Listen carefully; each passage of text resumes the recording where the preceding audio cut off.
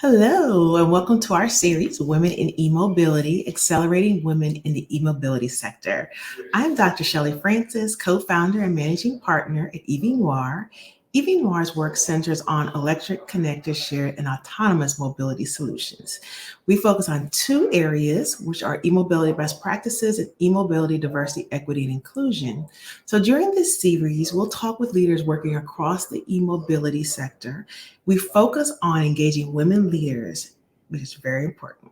Women leaders, and our conversations center on their career trajectory, how they got started working on the electrification, what it's like working in the sector, what would they recommend to other young people who are interested in joining us in this exciting ecosystem, like what would they do? And we also talk about the workplace and economic development opportunities as well.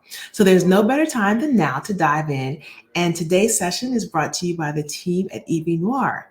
So today we are excited to be joined by April Bolduc, and April is a friend of EV Noir.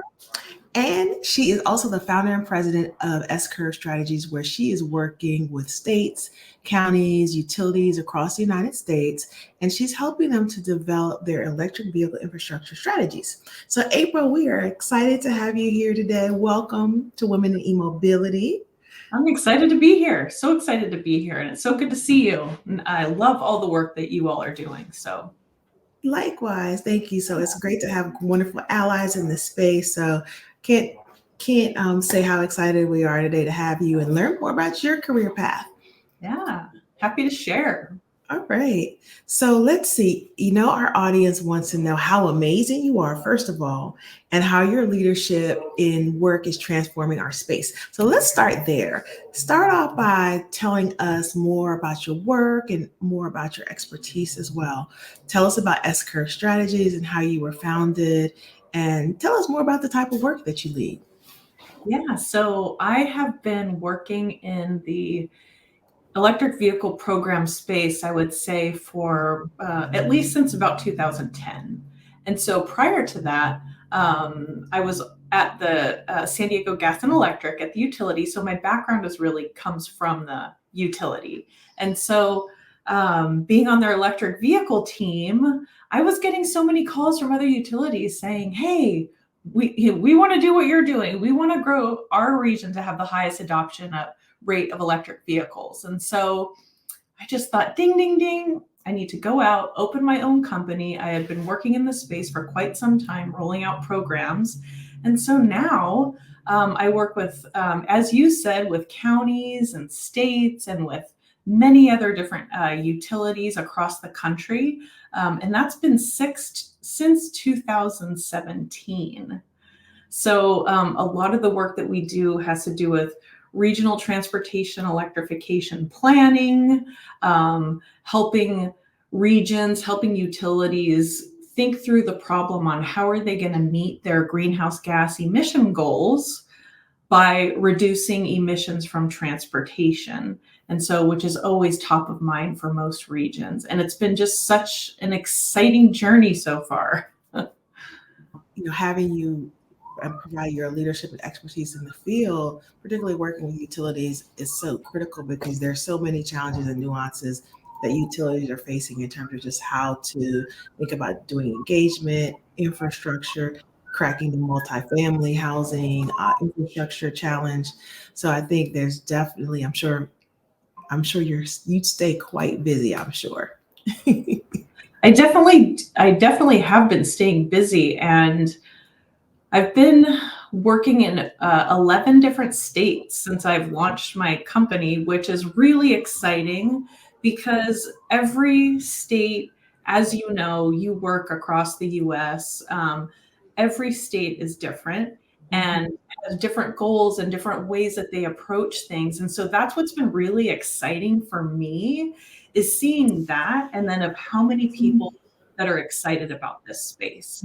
So that's just what it always makes me happy when I can go and meet with clients and really fulfill their EV goals.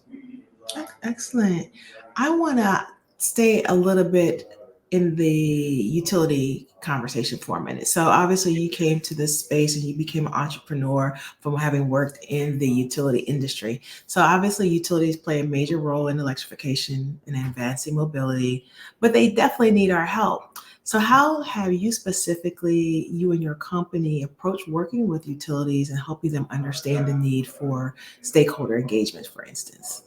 Yeah, so all the utilities that I work with, they start at different levels. So maybe some are just thinking about launching their electric vehicle program.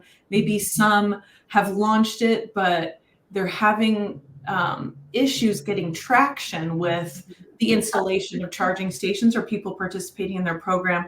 Or maybe some have already done all the light duty programs, but now they're looking at launching these really big, medium, and heavy duty programs. And so, how I help them is working with them to develop, okay, what is our strategy? And really focus on the customer experience. Mhm. Because I think a lot of times utilities are surprised by these EV programs are so much more higher touch Mhm. than typically other EV programs where you're working with customers. So in order to get a customer to agree to participate in a EV charging station program, they have to go through all these different steps and decision processes and where are they going to install the chargers, who's going to use the chargers, how many should I install, what's the benefit to me, and then the approvals that they'll need to receive if it's at an apartment community or at say at a workplace. And so I just love the fact that there are so many utilities participating. There are so many states, there are so many municipalities participating. And so it's it's only up from here is what I've seen so far. So it's good. And those utilities that are even, launching their programs, maybe they've been in the space a while, they're still Mhm. eager to get the help and get the knowledge in order to take those programs to the next level.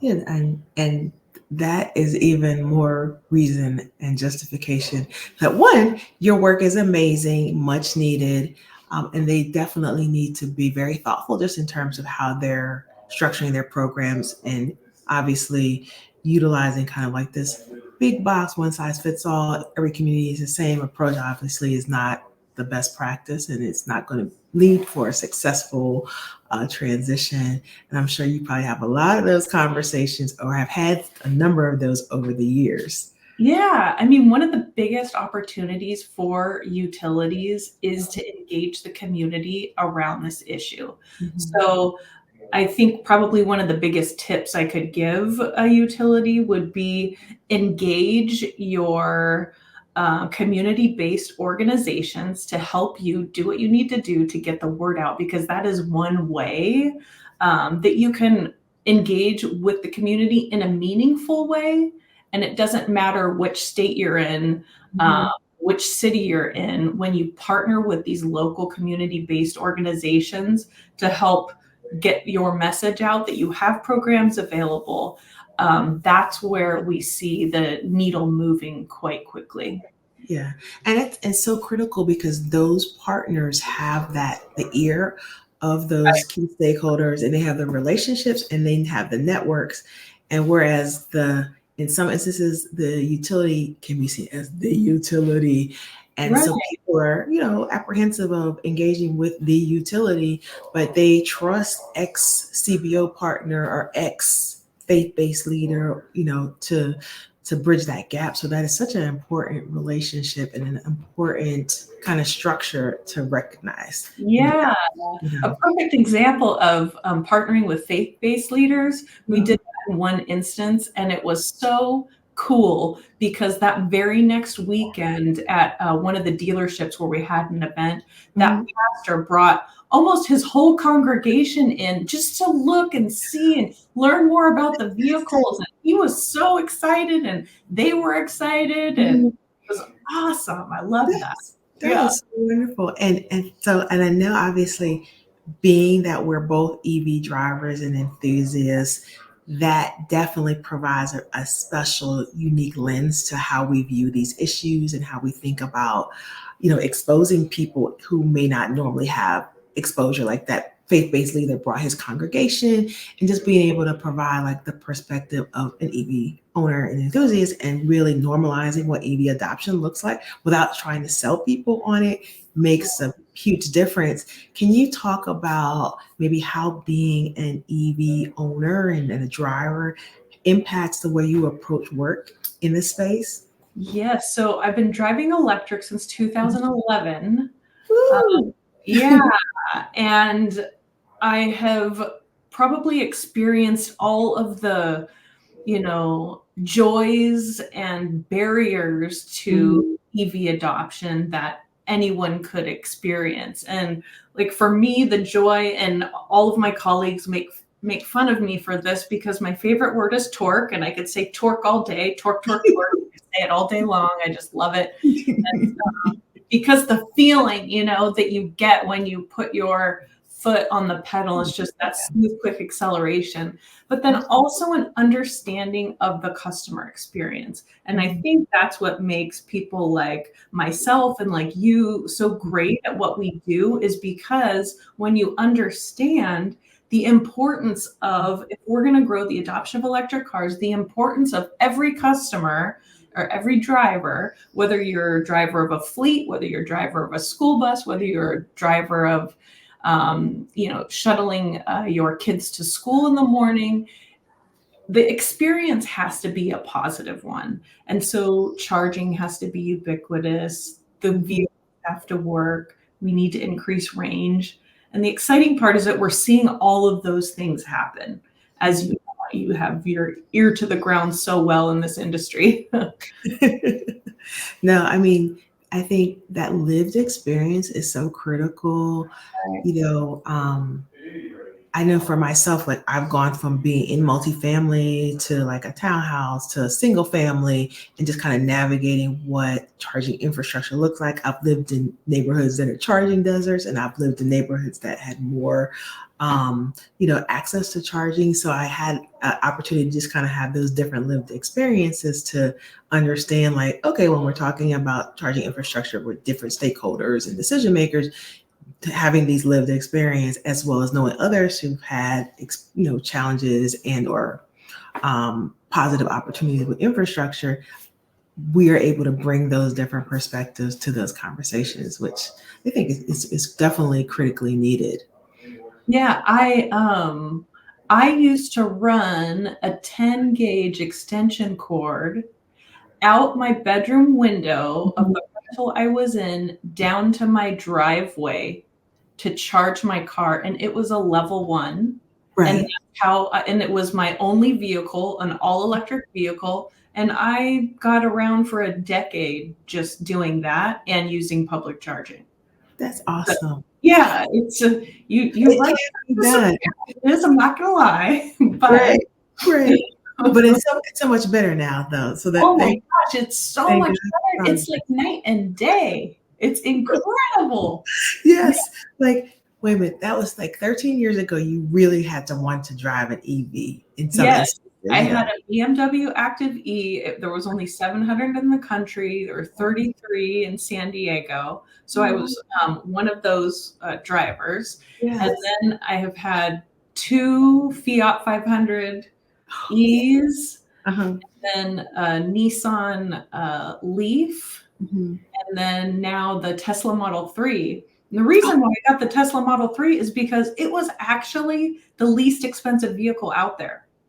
Oh, incredible. Because I knew when you had the Leaf last. I didn't Yeah, realize you had gotten the the Leaf, Model 3 yeah. now. So they were right in par for Right. cost, because Mhm. I just, I can't express more that you don't have to have the most expensive vehicle to love your EV. I have always had the cheapest electric vehicle. I'm still loving it. So Right? Oh, no, and that just goes to show that how much the price points have changed over the year, and it's more competitive. It's becoming more accessible and affordable. And so it's like, wait a minute, why wouldn't I get this vehicle that, I can get a good price on? There may be some incentive or rebates that I can get as a result of purchasing either new or used, federal or state or local incentives and rebates, and then not having to think about fueling, with fossil fuel, not having to think about, oh my goodness, I'm going to have to get this oil change and the O2 sensor and all these other things, just is huge. Yeah. Okay, so I'm going to come back to, I don't want to go down the rabbit hole on this because this is so exciting, but I wanted to make sure like our viewers learn more about you. So I wanted to dive in a little bit more about like your, some of your current activities and like what a day in the life of the S-curve president looks like. So obviously we know that you came from the utility sector. Let's see, you came from San Diego Gas and Electric, and so you Uh-huh. were at Yeah. one point were their EV customer experience Uh-huh. lead. Yeah. And then also you did a lot of work around National Drive Electric Week. You're really involved. You were one of the national board directors of the Electric Vehicle Association, which we both served on together. And before we talk about like your journey through the electrification space, tell us, what's a day in the life? Like what I know, obviously no day is typical. Our industry is moving so quickly, so it's always going to be different. But like, what's kind of an average day look like for you? Yeah, and you're right. And I think that's what's so exciting is that there is so much to be done. So I'll give you an example of the types of clients that I work with. So working with fleet transit in New York, so helping them to electrify their fleet. So how we work with that client is we are literally building them the roadmap for what their fleet transition will look like over time and how they can meet some of the goals in New York. I have a school district as a client. So we received a grant from the California Air Resources Board. So I actually wrote the grant for them. And we've been working on the project for 5 years. And so we were working with them on, transitioning their fleet, but then also including the component of electric bikes for students and staff, electrifying their white fleet, which means their maintenance vehicles, electrifying their maintenance lawn equipment so that for the students, it's actually quieter on campus for them. And the staff, the lawn and maintenance staff can actually get more done. So when we talk about a day in the life, it's working with different clients like this throughout the day. I typically have a day stacked full of meetings, and we work through these problems until that particular project is done. For the school district, that was a project working with them for over 5 years. So some projects are shorter and some projects are longer, but typically the day in the life is really about meeting with my clients, figuring out, what it is that the next steps are that we need to accomplish their goal, and helping them work through those problems and doing that day in and day out. And I still love it. No, that's incredible. I know that obviously you've been working in this space for quite a number of years, but as your career path evolved, was when you first figured out like post college, what first job, what have you, were you always interested in having a career in the sustainability space? Yeah, I can tell you when I graduated from UC San Diego, I was not thinking, I'm going to go work for a utility or I'm going to be working in a technical space like electric vehicle charging infrastructure. No, that's not what I thought at all. My background is in communication. And so I worked at a PR agency for 10 years. And then I was hired away by the media relations team of San Diego Gas and Electric's headquarters, which is Sempra Energy. Okay. And so I worked, I did a lot of their financial communications. And so working mostly with reporters out of New York. And then they came in one day, as Mhm. as anyone that has worked with or knows about utilities, they came in one day and said, hey, you know, we're going to move you from the headquarters to go and do media relations for the utility. Mhm. So while at the utility, I got to work on the coolest projects in media relations, and it was all around technology. It was Mhm. all innovation, smart grid, rolling out smart meters for the first time, Oh, wow. um, even crisis communication, you know, utilities dealing with the threats of fires and Mhm. things, any outages. And so one of my internal clients was the EV team. Oh.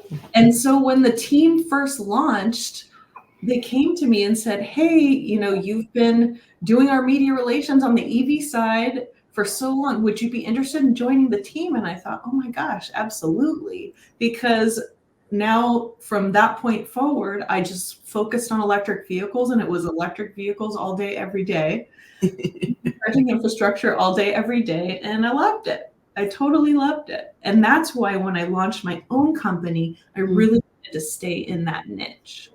Even though people Well, said I couldn't do it, like, don't stay in the niche. You're pigeonholing yourself. You're too specific. But nope, they didn't see what I saw. that's right. Exactly. You knew best. You were a visionary, and you saw that this was a good niche, and this was a good, much needed space with a lot of, even in a niche, there's a lot of different angles, Yeah, that you could approach these issues from. And I'm sure you work with clients from what you were saying in a lot of different ways. Each project, each client need is so different. And so you just don't get bored. exactly. Like another example is working with the state of Washington to help roll out um, their incentive. So to Mhm. help develop the strategy around their medium and heavy duty incentive program. So you can see things from like a transit and, you know, agency in New York, working with the Department of Transportation and the state of Washington, you know, working with Clark County in Nevada to help them develop their strategy. That's what I really love about this industry, is that while they're all generally working on the same goal, overarching goal, there's so much to be done and so much Absolutely. room for everyone. Yeah, there is. It's like, there's so many opportunities. People always come to me like, okay, well, I'm interested in electrification. I want to start a business. And it's like, well, where do you want to start? You can, Yeah. you know, e-mobility is everything from e-bikes and scooters all the way up to medium heavy duty freight, aviation, maritime. So it's like, what are you interested in? What do you enjoy? So there's a Yeah, little bit of space everywhere for all different facets of entrepreneurship. it is. It is. I always tell everyone, I mean, jump in, the water is warm. There is plenty for everyone.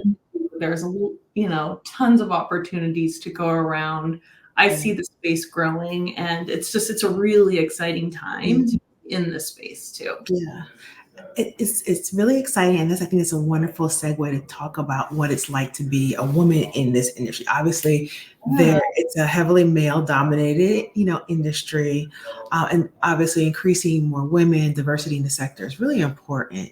And one of the things that we know from recent studies that women make up about three-fourths of the decisions around vehicle purchases, but then we Right. only make up about a third of the employees in the automobile sector. And so, we're uh, tangential to the automobile sector as being part of the EV industry.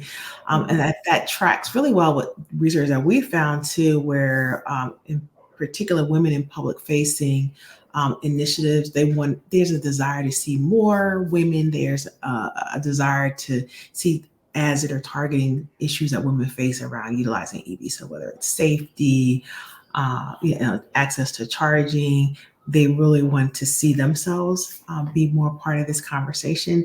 So obviously, there's a lot of work ahead for us in addressing this.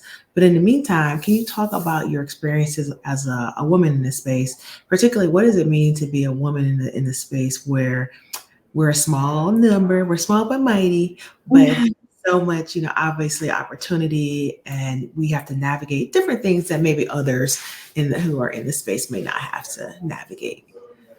Yeah, it's grown. The number of women colleagues that I have in transportation electrification has grown significantly. And I think that that is so exciting and it's so needed. I do have a lot of male clients, Mhm. and, departments that often skew more heavily male, Mhm.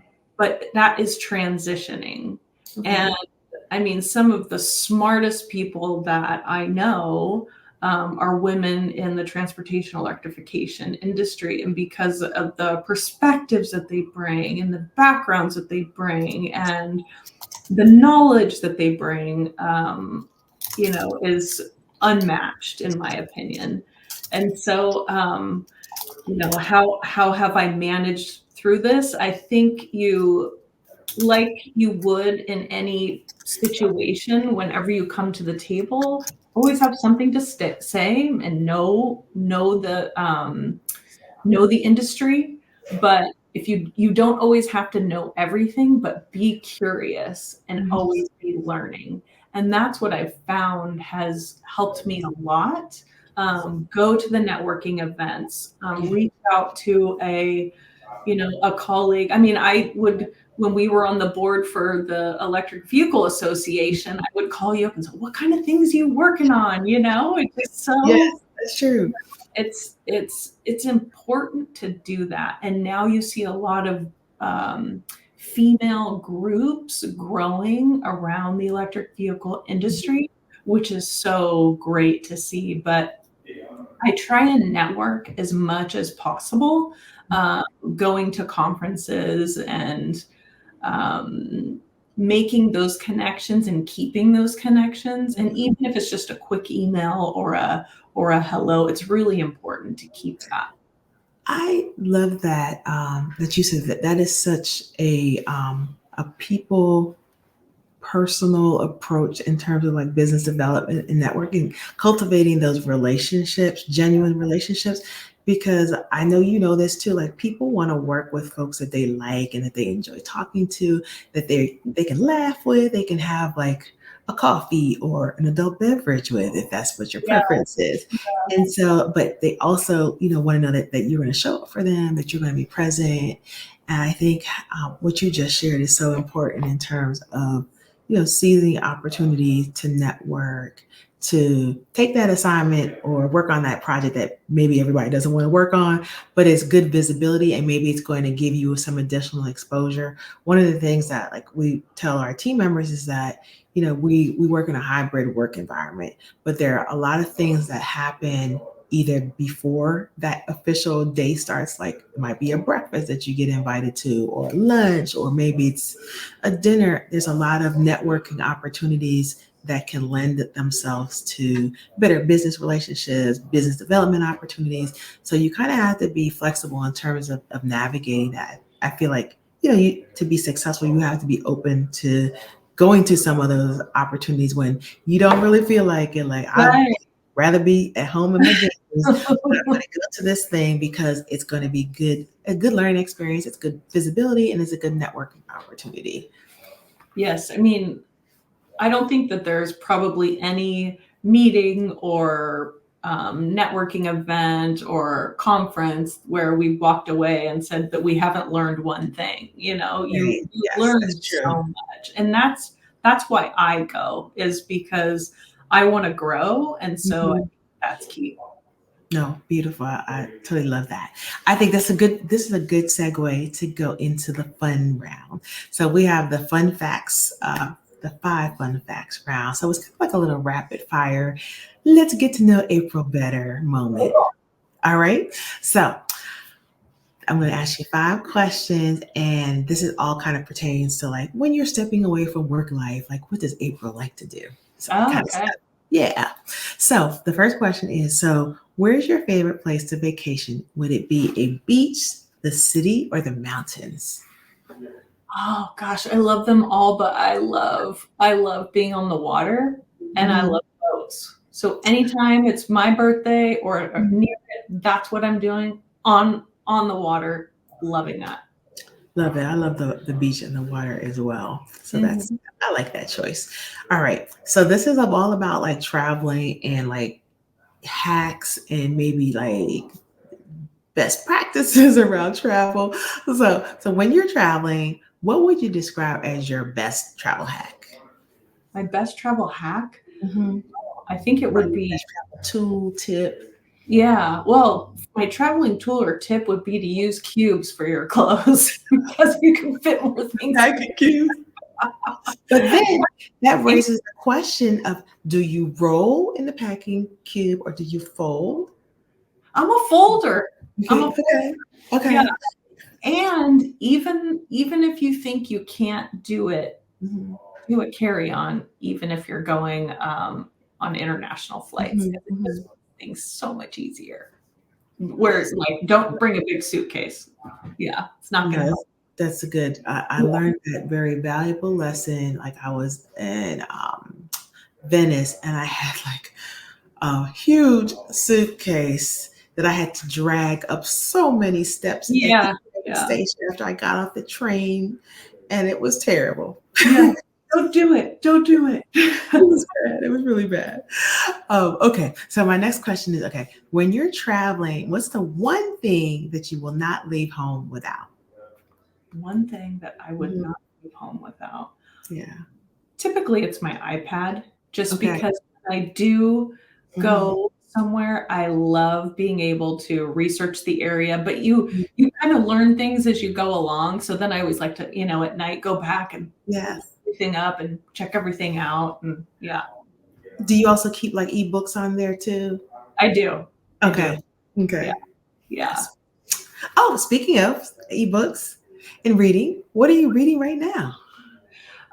Gosh, so right now, I'm more into podcasts and Mhm. things. Mhm. And I'm really into AI. Oh, okay. Okay. So I'm just loving all of you mentioned the word hack earlier, but just all of the ways that you can use AI in your business to help Mhm. streamline certain pieces and parts. Love it. So that's just been my latest thing that I'm loving learning about. Okay, fantastic. Yeah. Is there a particular podcast that you want to share that you Um, really like? necessarily, but Mhm. yeah, I can't think of it off the top of my head, but Okay, I'll get it to no you. worries. Yeah. All right. So the last question in our five fun facts is that what form of mobility or transportation did you last use? Is it with rideshare, an e-bike, personal bike? Oh no, sorry, personal vehicle, light rail. You like boats, so maybe you took a boat recently. I So know, right? Well, yeah, I do drive my electric car. Mhm. I have an electric bike, which I Yeah. love because Yes. it's the hills, not so daunting. And So your bike was the first one that I rode, like an e-bike, and made me want to get an e-bike, which I eventually did get. yeah, that was fun. That Yes, was yeah, fun. that was Yeah. great. All right. So, oh, did you tell us which one did you what was it? You said Oh, EV and e-bike. EV and e-bike. Okay, fantastic. Okay, Uh, all right. Great. Thank you so much for playing along yeah. and sharing a little bit more about yourself. So, before we wrap up our conversation today, I wanted to circle back to just thinking about how we can get more women and other individuals who are interested in working in the e-mobility and clean transportation space engaged. What would you say was the like single most important or useful career advice that you received from colleagues in this space? And well, it could be in or outside of the space, but what would you say has been the most useful or impactful? Yeah, I think some of the most useful and impactful is, and I'll gear this towards if you're starting in the industry, I would make the investment and attend one of the larger electric vehicle conferences because the amount of value that you'll get out of it, not just from knowledge alone of the content, but seeing who the players are and meeting people and asking them about what they do, the connections that you'll make will be invaluable. But you do have to go out and do that. So you're not going to get the knowledge just by sitting at home. You really do need to be out there and doing that networking. I think that's the best piece of advice that I got. I think that's really important in advice right now too, because with us having been at home for 3.5, 4 years with COVID, people want to be out and engage and meet people face to face when possible. So being able to have like that FaceTime and going to learn about, industry leaders and what's happening in this space across the sector, I think is such a good learning process, and it's a good investment in yourself. Exactly. And now is the time to do it because, as you know, remember when, we had these small conferences, small EV conferences, and now it's like they're just bursting at the seams, the number of people that are going. And so it's Yes. great. No, that's so amazing. That is really, really true. That is absolutely true. So, I mean, I think that what you shared today is exactly the kind of insight that we love to receive in this series and share out with our friends. But I know, unfortunately, our time together has come to a close, and we so have enjoyed our time with you here, with the Women in E-Mobility series. And thank you again so much for taking the time to talk with us today and share your experiences and guidance with our viewers. Yeah. Thank you, Dr. Francis. This was fantastic. And keep up the good work on this. I'm Thank loving you so much. You are welcome. April, would you like us to follow you on social media or any platforms that you Sure. utilize? My first and last name is on my LinkedIn and Instagram, and then also S Curve Strategies is on LinkedIn, Facebook, and Instagram, and it's just at S Curve Strategies. Fantastic. So everybody, again, she is April Bolduc, founder and president of S Curve Strategies. Thanks again to our viewers for tuning in and joining us today. Thank you, Team EV Noir, for supporting this series. And of course, please stay tuned for our future series and upcoming episodes. And also, keep an eye out for upcoming town halls, our conference, and we appreciate you guys tuning in today. So take care and stay plugged up.